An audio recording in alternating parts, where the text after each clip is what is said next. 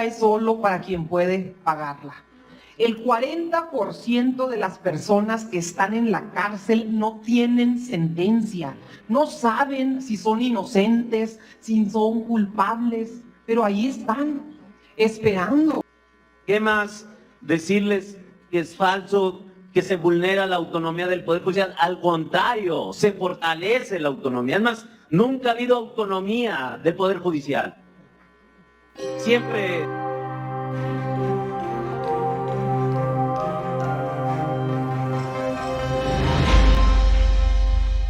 ¿Qué tal, amigos? Bienvenidos a su canal Radar Informa. Les habla su amigo Pedro. Hoy, lunes 9 de septiembre. Espero que su lunes esté siendo excelente y agradezco que nos estén regalando unos minutos para ver el siguiente contenido. En la comisión que se está revisando o que se revisó, donde ya pasa directamente a la Cámara de Senadores, senadores de Morena arrastraron, devastaron por completo al PRIAN. Muestran nuevamente cómo las mentiras de Marco Cortés, de Ricardo Anaya, se quedan en el aire nada más. Y qué bueno que estos senadores les recuerdan cómo ha funcionado la justicia durante décadas y durante sexenios, y sobre todo cómo ellos utilizaban la posición que tienen como dirigentes de partidos para sacar los propios acuerdos. De eso sí se deben acordar los canijos y se hacen los lolos. En esta sesión, amigos, arrastraron por completo a los prianistas. De redes sociales y justicia es solo para quien puede pagarla. El 40% de las personas que están en la cárcel no tienen sentencia, no saben si son inocentes, si son culpables, pero ahí están, esperando, viendo su vida pasar encerrados. Solo son espectadores de un sistema judicial que a los pobres no los representa.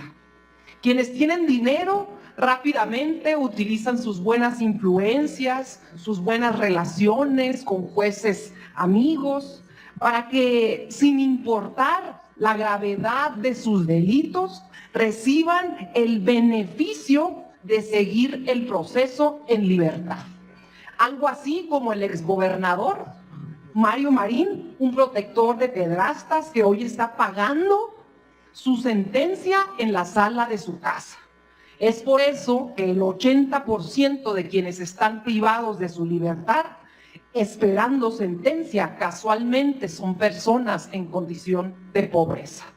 La justicia está privatizada y en el Poder Judicial te cobran desde las copias hasta el sentido de la sentencia.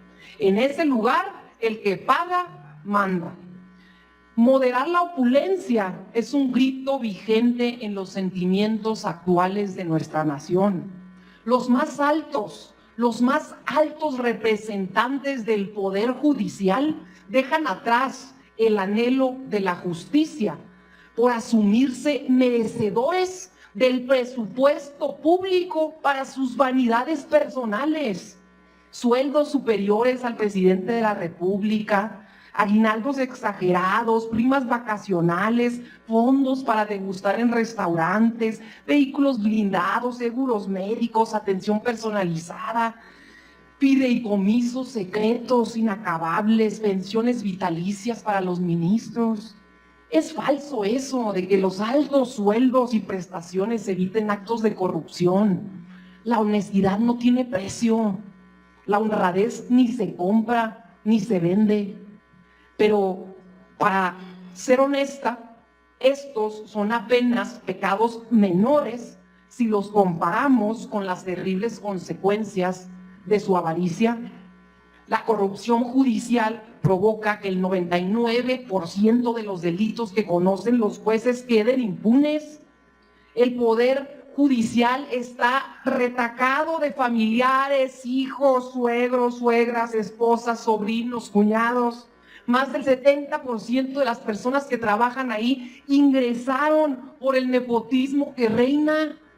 En casi 25 años, el Consejo de la Judicatura, el encargado de vigilar el correcto actuar de los juzgadores, tan solo ha presentado 23 denuncias en contra de algún juez por algún acto de corrupción, de acoso, de enriquecimiento ilícito. 23 denuncias en 24 años. Y de esas 23 denuncias, ningún juez ha pisado la cárcel. Ningún juez ha pisado la cárcel. Por eso es que los jueces ocupan el segundo lugar sobre la mayor percepción de corrupción entre la gente. Solo un 6%, ojo, solo un 6% de la ciudadanía les tiene confianza. Y bien pudiera ser que esos que les tienen confianza son aquellos que pagando obtienen no justicia, obtienen impunidad. Actualmente son los acuerdos cupulares, las redes de influyentismo, las que definen y nombran al 89% de los juzgadores. Es a ellos y a los grupos de interés y de poder a los que representan y a los que protegen. Solo así se explica el manto protector de impunidad con el que la presidenta del Poder Judicial cubre a Ricardo Salinas Pliego de que no pague lo que le debe a todos los mexicanos. Solo así se explica que el Poder Judicial haya impedido que la defraudación fiscal y las facturas falsas sean delito. Concluya, senadora. Concluyo. Esta reforma podría poner fin al círculo vicioso que existe del poder y del dinero que impera en el Poder Judicial, para que la justicia deje de ser un privilegio, para que la Corte deje de estar secuestrada. Y sí, la Presidencia de la República está renunciando a su facultad de proponer una terna, incluso de nombrar a ministros cuando los senadores no se pongan de acuerdo, y darle todo el poder al pueblo. Y si no les gusta, léanse el artículo 39 de la Constitución. Y ustedes, legisladores, legisladoras de oposición, tiempo, ya voy a terminar, aún sabiendo que el humillado, que el olvidado necesita esta reforma, aún sabiendo que México respalda esta reforma, aún sabiendo del desprestigio del Poder Judicial, saben que el poder necesita transformarse, y aún sabiendo esto, prefieren que todo siga tal y como está. Es el egoísmo encarnado, los privilegios encarnados en sus partidos que no entienden que este país se transformó y que el Poder Judicial no puede permanecer ajeno e intacto a una transformación social de las dimensiones que vive actualmente México. Es cuando. Muchas gracias. Gracias, senadora.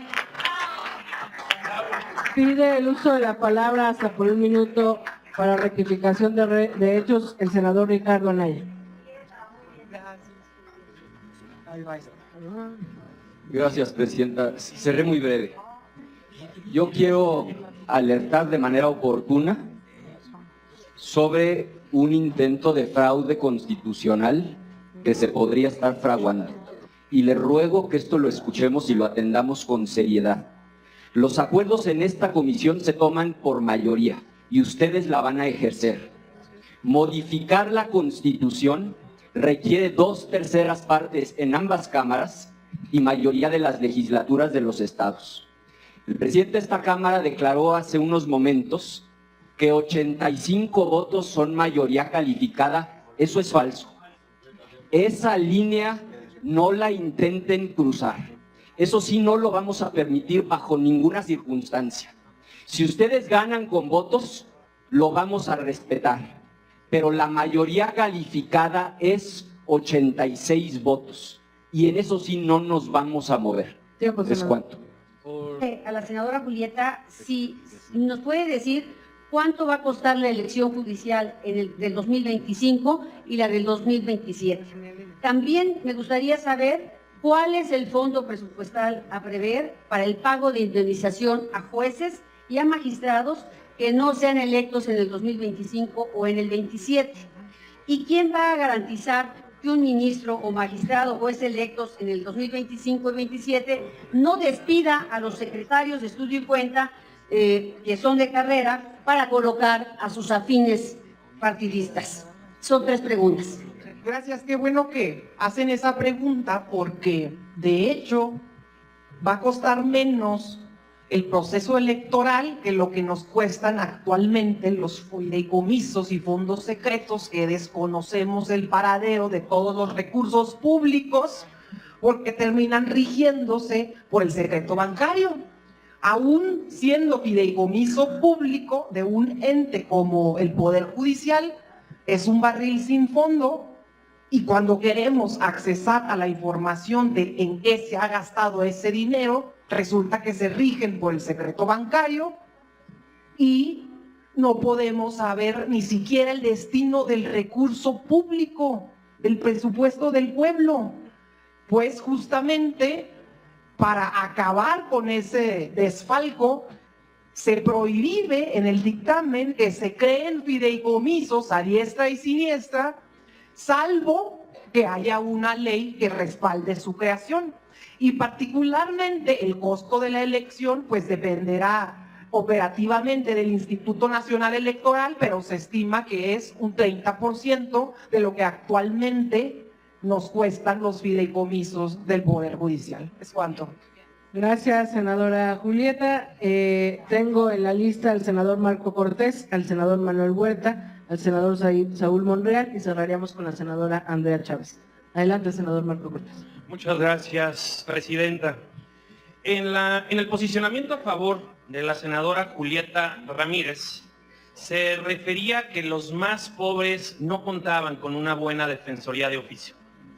Pero la iniciativa que se está discutiendo no habla de fortalecer ni siquiera la defensoría de oficio. Nuestra propuesta es, en el voto particular, que se ponga al menos el 1% del PEF para el sistema de procuración de justicia, para el Poder Judicial. Nuestra propuesta es que los más pobres sí tengan una defensoría de calidad bien preparada y de hecho que puedan elegir entre las diferentes opciones para que los defiendan y no estén en la cárcel gente que no debería de estarlo y que lo están porque no tuvieron una defensa correcta. Y por último, en nuestra propuesta también se dice que se revise el número de juzgadores por cada 100,000 habitantes, porque la OCDE dice que tiene que haber 63 y en México solamente tenemos 3 juzgadores por cada 100,000 habitantes. Gracias, presidente. Gracias, senador. Bueno, estoy convencido de que la reforma al Poder Judicial es algo loable para nuestro país, que en realidad se especula mucho, pero sobre todo se crea o se quiere crear una falsa narrativa con mentiras. Desde la autonomía al Poder Judicial, desde los procesos de selección, la elección misma del voto popular. Qué bueno que ya se leyó el artículo 96 y quedó muy claro el procedimiento de selección. No nada más que se diga que Morena va a tener todo el control, falso.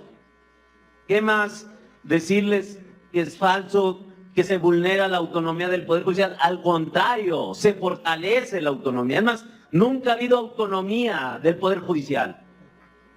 Siempre se la debían a los senadores, al presidente de la República. Hoy no.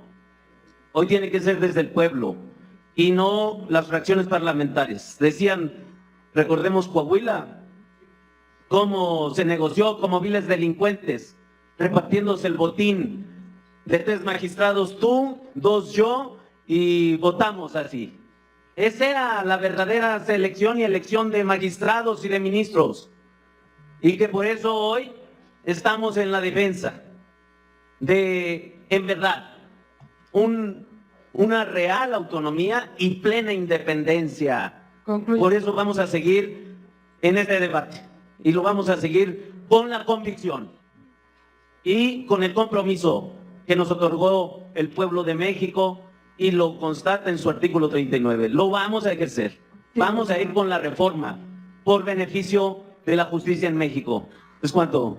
Gracias, senador. Tiene el uso de la palabra y les pido respeto a los tiempos. la senadora Andrea Chávez hasta por 1 minuto por rectificación de hechos, y me ha pedido desde hace rato la palabra la senadora Julieta Ramírez por alusiones personales. Adelante, senadora Andrea. Gracias, secretaria. Solamente decirle al pueblo de México que nos está viendo a través de redes sociales y el canal del Congreso que es tramposa la pregunta que hace una legisladora acerca del costo que tendrán las elecciones para juzgados, tribunales y la Suprema Corte de Justicia de la Nación, porque se está planteando que el Consejo de la Judicatura Federal se divida en dos: en el Tribunal de Disciplina Judicial y en el órgano de administración judicial.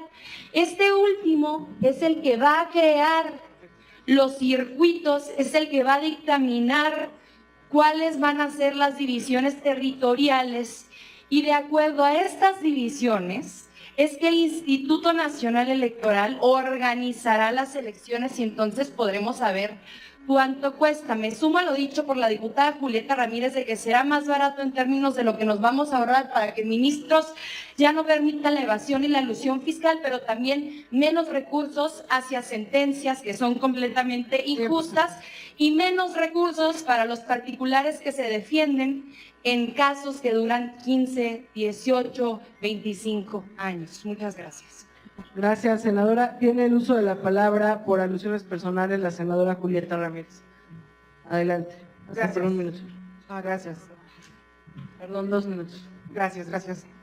Miren, es que es muy incongruente la narrativa que siempre utilizan, porque cuando se votó la reforma eléctrica decían sí a una reforma, pero no ahorita.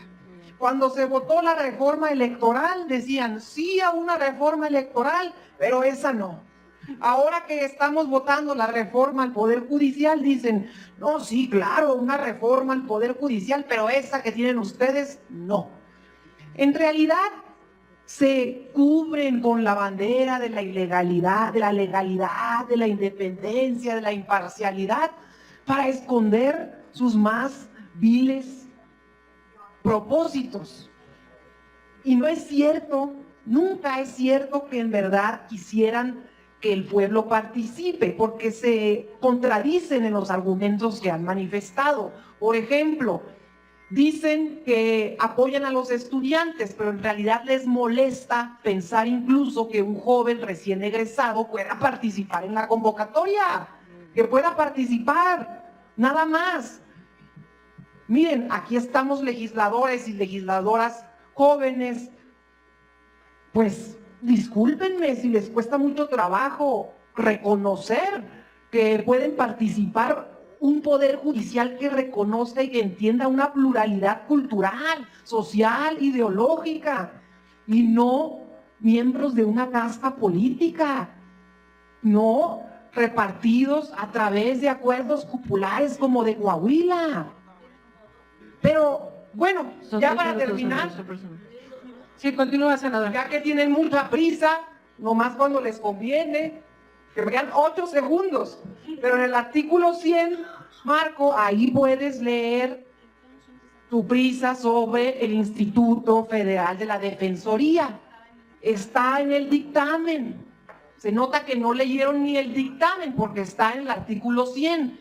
Y no coman ansias, que vendrán las reformas secundarias. Aquí nos encontraremos en las reformas secundarias para que arrastremos en lápiz. Todas las propuestas que beneficien al pueblo son bienvenidas, siempre y cuando no sea a través de un reparto popular como los de Coahuila.